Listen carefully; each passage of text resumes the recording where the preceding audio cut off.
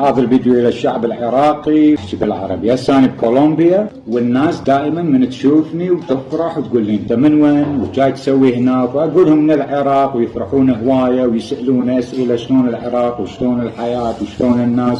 فأقول الحياة حلوة، الناس طيبة، الأكل طيب، الجو رائع، كل شيء. بس مرات يسألون عن الوضع الاقتصادي، الوضع السياسي، عن الحكومة. هاي والله ما أدري شو أقول. اللي أنا أعرفه عن العراق إنه الحكومات تقتل ناسها وتنهب ناسها وما تنطيها أجرتها، تقلل عن كرامتها وعن عزة النفس. هذا الشيء اللي أعرفه عن الحكومات العراقية شمالا جنوبا.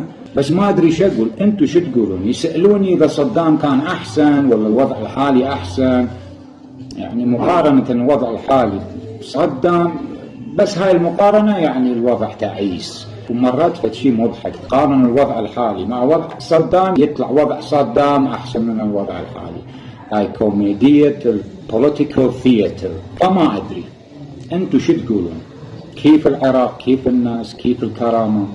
كيف الشعب؟ كيف الغيرة؟ يتقبل ظلم الحكومة؟ ما يتقبل؟ يمشي الأمور؟ فرحان الشعب؟ زعلان؟